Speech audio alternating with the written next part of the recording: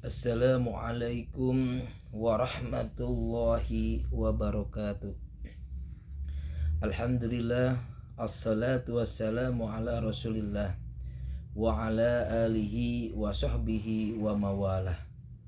Asyhadu an la ilaha illallah wahdahu la syarikalah wa asyhadu anna muhammadan abduhu wa rasuluhu sallallahu alaihi wasallam la nabiyya ba'dah. La haula wala quwata illa billah. Rabbi shrahli sadri wa yassirli amri wahlul 'uqdatam min lisani yafqahu qawli. Amma ba'du. Alhamdulillah, pada kesempatan kali ini kita bisa bertemu melalui channel YouTube. Terima kasih yang sudah melihat dan mendengarkan pada tausiah ini. Mudah-mudahan yang mendengarkan, yang melihat menjadi ladang pahala, dan tentunya mudah-mudahan bermanfaat bagi pribadi dan umumnya bagi kita semuanya. Salawat serta salam semoga terlimpah kepada junjunan alam Habibana Nabiyana Muhammad sallallahu alaihi wasallam. Tak lupa kepada keluarganya, para sahabat, para tabi'in, pengikut tabi'in, para syuhada, para solihin, para ulama, para musannifin, sampai ke kita semuanya. Mudah-mudahan kita termasuk umat Nabi Muhammad sallallahu alaihi wasallam yang mendapatkan syafaatul udma di yaumil qiyamah. Para hadirin rahimakumullah, bahwa Nabi kita, Nabi Muhammad sallallahu alaihi wasallam, tentunya mempunyai keistimewaan pada pribadi Nabi kita, Nabi Muhammad sallallahu alaihi wasallam.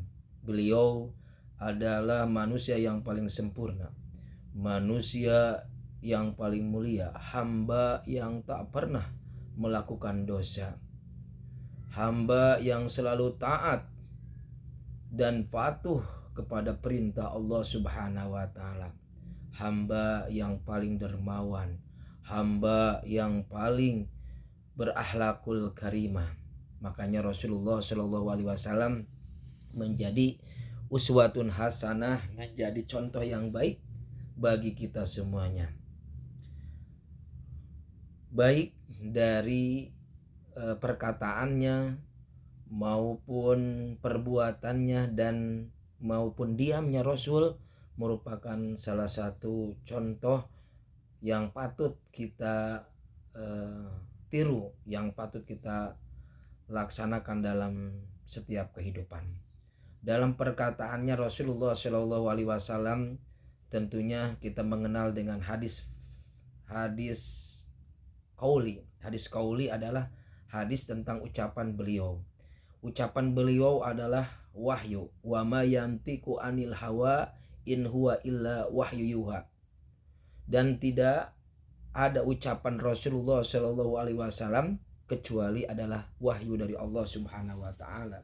Wa ma yantiqu anil hawa in huwa illa wahyu yuha. Jadi perkataan Rasulullah Shallallahu alaihi wasallam merupakan wahyu dari Allah Subhanahu wa taala dan dibimbing oleh Allah Subhanahu wa taala, bukan dari pribadinya, bukan dari hawa nafsunya, tapi merupakan wahyu dari Allah Subhanahu wa taala. Itu adalah hadis fi'li. Kemudian itu adalah hadis qauli, dan hadis fi'li adalah hadis perbuatan Rasul. Setiap perbuatan Rasul, mulai dari tidur, kemudian dari tidur lagi, itu adalah contoh yang baik. Dan diamnya Rasul merupakan itu contoh juga. Itu disebut dengan hadis takriri. Hadis takriri itu adalah hadis ketetapan yang mengambil dari diamnya Rasul. Itu merupakan satu contoh yang baik, uswatun hasanah yang perlu kita tiru.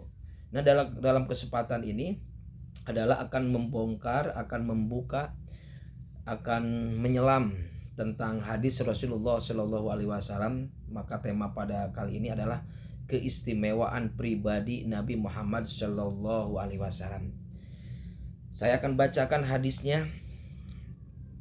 An Abi Hurairah radhiyallahu anhu anna Rasulullah Shallallahu Alaihi Wasallam qala bu'itsu min khairi kuruni bani adama kornan fakorna hatta kuntu minal kornil ladzi kuntu fihi.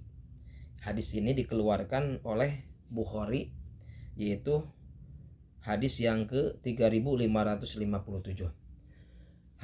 Diriwayatkan dari Abu Hurairah bahwa Rasulullah Shallallahu Alaihi Wasallam bersabda, aku diutus pada masa generasi terbaik dari keturunan Adam, dan dari generasi ke generasi yang hingga akhirnya aku berada pada generasi yang hidup di masanya. Jadi Rasulullah Shallallahu Alaihi Wasallam diutus pada generasi terbaik. Jadi generasi terbaik adalah para sahabat. Jadi generasi yang terbaik adalah sahabat-sahabat Rasulullah Shallallahu Alaihi Wasallam. Kemudian para tabiin dan pengikut tabiin. Jadi dari generasi ke generasi, dari para sahabat, kemudian dari generasi tabiin dan pengikut tabiin adalah generasi terbaik, para sahabat, para tabiin dan pengikut tabiin, hingga akhirnya aku berada pada generasi yang akan hidup pada masanya. Nah, itulah dalam hadis ini dikatakan Rasulullah Shallallahu Alaihi Wasallam diutus pada masa generasi terbaik keturunan anak Adam, yaitu para sahabat, para tabiin dan pengikut tabiin. Selanjutnya saya akan bacakan hadisnya yang sangat panjang sekali. Ini hadis diriwayatkan dikeluarkan oleh Bukhari, hadis yang ke 4553 dan lafadz ini miliknya, dan diterangkan juga dalam Muslim 1773. Dalam hadis ini diceritakan bahwa menggambarkan kepribadian Rasulullah, dan Rasulullah menulis surat kepada Heraklius. Nah, di sini diceritakan dalam hadis ini bahwa Rasulullah Shallallahu Alaihi Wasallam menulis surat. Dari Abdullah bin Abbas berkata, Abu Sufyan telah bercerita secara langsung kepadaku, ia berkata, aku berangkat pada masa-masa ketika terjadi pertentangan antara diriku dengan Rasulullah. Dan ketika aku berada di Sam, ada sepucuk surat dari Rasulullah yang ditujukan kepada Heraklius. Jadi ini Rasulullah SAW pernah menulis surat kepada Heraklius dan disaksikan oleh pamannya sendiri. Pamannya sendiri adalah Abu Sufyan. Pada waktu itu Abu Sufyan belum masuk Islam. Maka yang membawa surat itu adalah Dihyah al-Kalbi. Ia menyerahkan surat itu kepada pembesar Busra, dan kemudian pembesar Busra itu menyerahkan kepada Heraklius. Jadi yang membawa surat ini adalah Dihyah al-Kalbi, dan yang menyaksikan tentang surat ini adalah pamannya sendiri, yaitu Abu Sufyan. Abu Sufyan itu adalah pamannya Rasul yang pada waktu itu belum masuk Islam. Nah, surat itu kemudian diserahkanlah kepada Heraklius. Kata Heraklius itu adalah Kaisar Romawi. Kaisar Romawi pada waktu itu, Romawi merupakan kerajaan yang sangat ditakuti oleh dunia pada waktu itu, oleh negara-negara lain. Heraklius. Nah, Abu Sufyan berkata, maka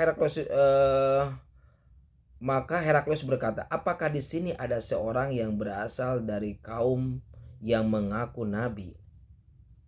Mereka menjawab, kebetulan pada waktu itu banyak pembesar-pembesar Quraisy yang hadir di istana Heraklius tersebut. Mereka menjawab iya. Ia berkata, lalu aku pun dipanggil bersama beberapa orang Quraisy lainnya. Kemudian kami masuk menemui Heraklius. Jadi semuanya masuk. Pembesar-pembesar Quraisy tersebut menemui Heraklius.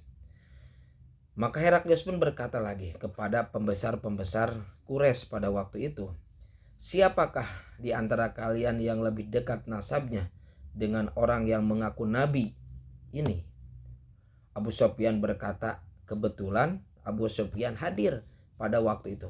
Aku menjawab, aku. Mereka pun menyuruh untuk Abu Sufyan ini duduk di depan Heraklius. Sementara pembesar-pembesar Quraisy pada waktu itu duduk di belakang Abu Sufyan. Kemudian Heraklius ada penerjemah, dipanggil penerjemahnya supaya untuk menerjemahkan apa yang disampaikan oleh Abu Sufyan. Heraklius berkata, katakan kepada mereka bahwa aku akan bertanya kepada orang ini. Jadi Heraklius akan bertanya kepada kepada Abu Sufyan. Katakan kepada katakan kepada mereka, Heraklius berkata, katakan kepada mereka bahwa aku akan bertanya kepada orang ini mengenai orang yang mengaku nabi itu. Jika ia berdosa kepadaku, maka dustakanlah ia. Abu Sufyan berkata. Nah, Abu Sufyan pun berkata pada waktu itu menjawab apa yang disampaikan oleh Heraklius. Abu Sufyan berkata, demi Allah, andai bukan karena khawatir mereka akan menyebut ke seorang pendusta, niscaya aku berdusta. Jadi di sini dia menyaksikan bahwa dia tidak akan berdusta. Dia akan tidak berdusta dengan menyebut nama Allah, demi Allah. Kemudian Heraklius berkata kepada penerjemah, tanyakan lagi kepadanya bagaimana keluarga di tengah-tengah. Nah, ditanyakan lagi kepada Abu Sufyan, bagaimana keluarganya di tengah-tengah kalian.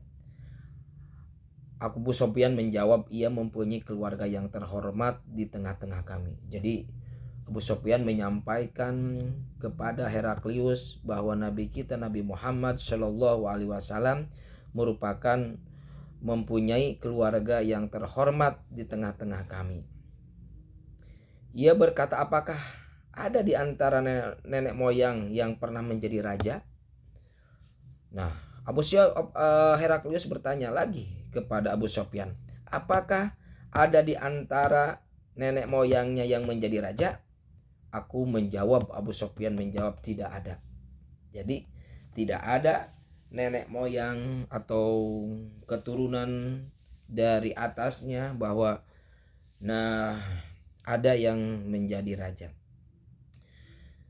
Apakah kalian pernah menuduh sebagai seorang pendosa sebelum ia menyampaikan apa yang ia sampaikan? Aku menjawab tidak. Jadi Abu Sufyan menyaksikan dan disaksikan oleh pembesar-pembesar Quraisy, dia menjawab tidak pernah berdusta. Jadi Rasulullah Shallallahu Alaihi Wasallam dalam kehidupannya tidak pernah berbohong dan tidak pernah berdusta. Kemudian Heraklius bertanya lagi, apakah pengikutnya berasal dari kalangan terhormat ataukah dari kalangan orang-orang yang lemah?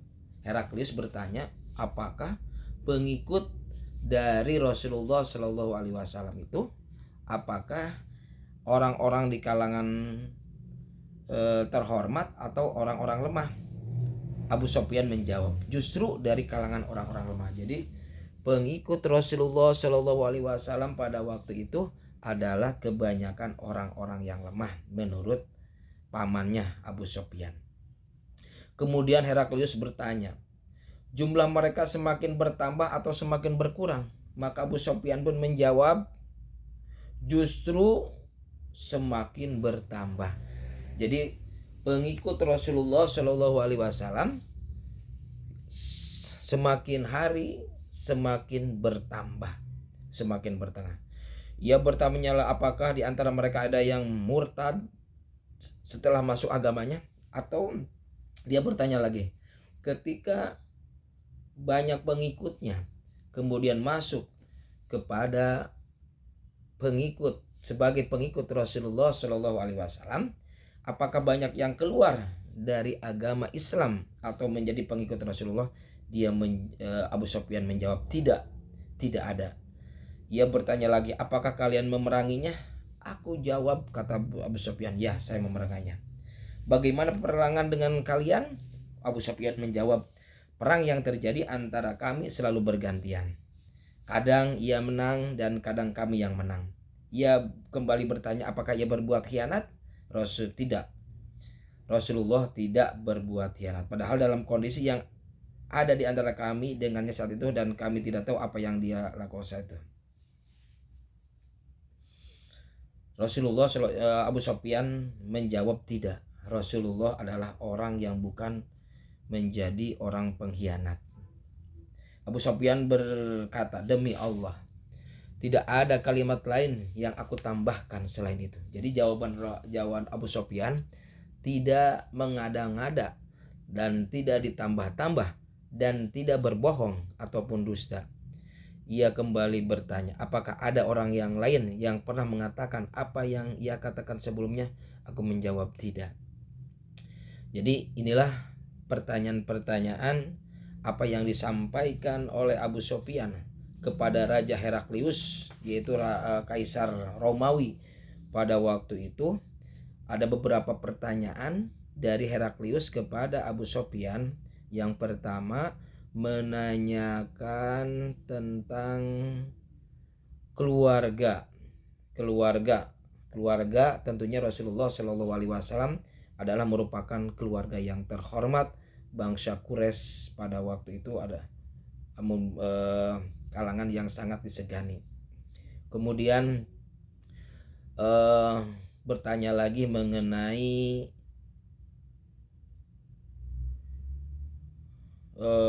pengikut. Apakah pengikutnya itu banyak orang yang terhormat atau kalangan justru orang yang lemah? Apakah semakin bertambah? Semakin bertambah. Apakah banyak yang keluar sebagai pengikut Rasulullah? Tidak ada. Kemudian apakah selalu berperang? Tidak. Kaya selalu berperang. Kadang kata Abu Sufyan, kami menang, kadang kami kalah, dan terkadang Rasulullah menang, Rasulullah kalah. Dan apakah Rasul berkhianat? Tidak. Itulah beberapa yang disampaikan oleh Abu Sufyan kepada Raja Heraklius. Kemudian menjelaskan lagi, Heraklius bertanya, apa yang diperintahkan kepada kalian? Apa yang diperintahkan kepada kalian? Abu Sufyan menjawab, aku menjawab, ia memerintahkan kami sholat. Jadi Rasulullah Shallallahu Alaihi Wasallam memerintahkan kepada umatnya, ia memerintahkan kami sholat. Kemudian kami membayar zakat, menyuruh membayar zakat, menyambung silaturahmi, dan menjaga kehormatan. Nah, apa yang diperintahkan kepada kalian? Abu Sufyan menjawab, ia memberikan sholat. Yang namanya sholat itu harus dilaksanakan. Sholat 5 waktu adalah sholat wajib. As-sholatu uslatul lirobi. Sholat itu adalah langsung hubungan dengan Allah yang harus dilaksanakan, tidak boleh ditinggalkan. Kemudian membayar zakat, menyambung silaturahmi. Ini silaturahmi ini adalah salah satu dianjurkan sunnah muakkad yang sangat dianjurkan oleh Rasulullah, dan menjaga kehormatan. Heraklius berkata, jika benar apa yang kau katakan mengenai itu, maka sungguh dia adalah seorang nabi. Ya, maka Heraklius pada waktu itu mengakui apa yang disampaikan oleh Abu Sufyan, dan jika benar apa yang dikatakan Abu Sufyan, dia mengakui bahwa Nabi Muhammad Shallallahu Alaihi Wasallam adalah seorang nabi. Aku tahu bahwa ia akan diutus, tapi aku tidak menyangka bahwa ia akan berasal dari kalian. Bahkan dia tidak tahu, Heraklius, bahwa Nabi ini berasal dari bangsa Quraisy pada waktu itu.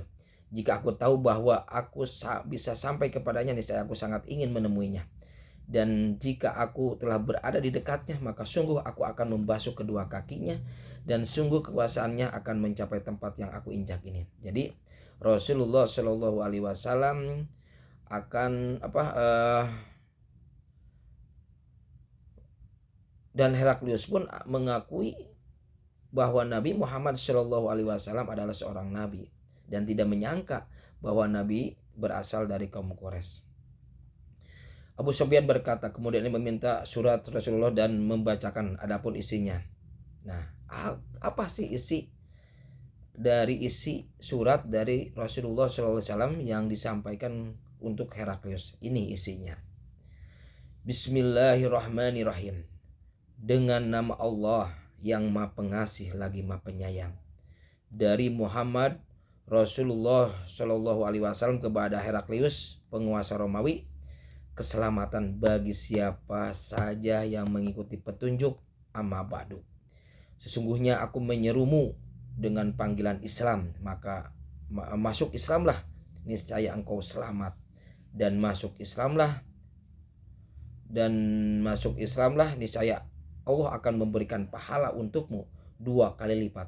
Namun jika engkau berpaling, maka engkau akan menanggung seluruh dosa seluruh rakyatmu. Dan katakanlah, hai ahli kitab, marilah berpegang kepada semua kalimat ketetapan yang tidak ada perselisihan antara kami dan kamu, bahwa tidak kita sembah kecuali Allah, dan kita akan tidak kita mempersekutukan dia sesuatu apapun, dan tidak pula sebagian kita menjadikan sebagian yang lain sebagai Tuhan selain Allah. Jika mereka berpaling, maka katakanlah kepada mereka, saksikan bahwa kami adalah orang-orang yang berserah diri kepada Allah. Quran surat Ali Imran ayat 64. Di sini isi dari surat Rasulullah Shallallahu Alaihi Wasallam adalah menyeru untuk dengan panggilan Islam, dan masuk Islam niscaya engkau selamat, dan masuk Islamlah niscaya akan memberikan pahala untukmu 2 kali lipat. Jadi mengajak Heraklius untuk masuk Islam, dan apabila masuk Islam niscaya engkau selamat, dan masuk Islamlah niscaya Allah akan memberikan pahala untukmu 2 kali lipat.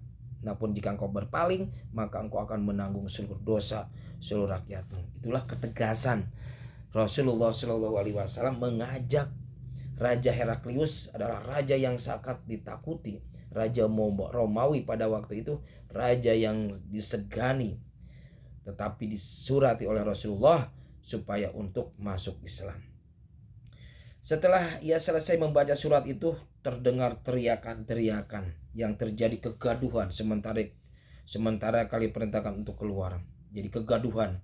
Abu Sufyan berkata, aku berkata kepada kawan-kawanku saat kami keluar, sungguh perkara Ibnu Abu Kabsah benar-benar serius sampai ia ditakuti oleh rajanya, orang-orang pun. Jadi pada waktu itu benar-benar surat dari Rasulullah adalah sangat ditakuti oleh Raja Heraklius. Abu Sufyan berkata, aku terus meyakini tentang perkara Rasulullah Shallallahu Alaihi Wasallam bahwa beliau akan meraih kemenangan hingga akhirnya Allah memasukkan Islam ke dalam hatiku. Nah, kapan Abu Sufyan masuk Islam? Dalam hadis ini diceritakan Abu Sufyan diberikan hidayah oleh Allah Subhanahu wa taala ketika mendengarkan surat yang telah dibacakan, dan kemudian ada ketakutan dari Heraklius, maka disinilah Allah memberikan hidayah kepada Abu Sufyan menjadi masuk Islam ke dalam hatiku. Al-Juhri berkata, maka Heraklius memanggil para pembesar Romawi dan mengumpulkan mereka di rumahnya.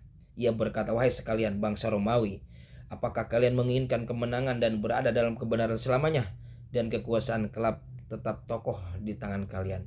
Ia berkata, maka mereka segera berbalik dan beralih menuju pintu, namun mereka mendapati seluruh pintu tertutup.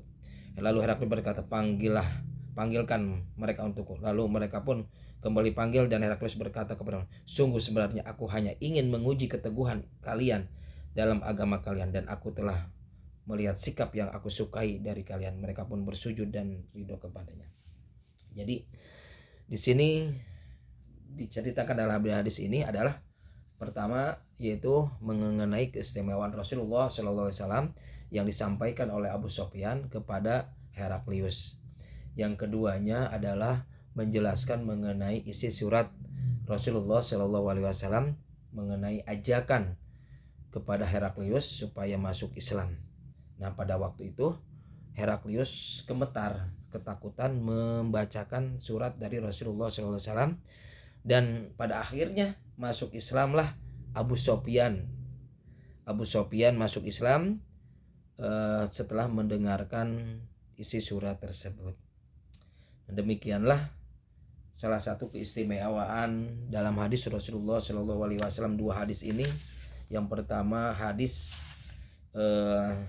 tadi mengenai generasi yang paling baik dari keturunan Nabi Adam, dari generasi hingga akhirnya aku pula adalah generasi para sahabat dan para tabiin, pengikut tabiin, dan mudah-mudahan kita sebagai umatnya ini mendapatkan syafaat dari Rasulullah SAW. Kemudian hadis yang panjang dijelaskan mengenai keistimewaan Rasulullah SAW, mengenai kepribadian Rasul dan isi surat yang disampaikan Heraklius. Demikianlah, terima kasih atas perhatiannya. Mohon maaf atas segala kekurangan. Wa iyyakum shawaban paminallah wa iyyakum khata'an pamini. Asyhadu an la ilaha illallah wa asyhadu anna Muhammadar Rasulullah. Subhanakallahumma wa bihamdika asyhadu an la ilaha anta astaghfiruka wa atubu ilaik. Terima kasih. Assalamualaikum warahmatullahi wabarakatuh.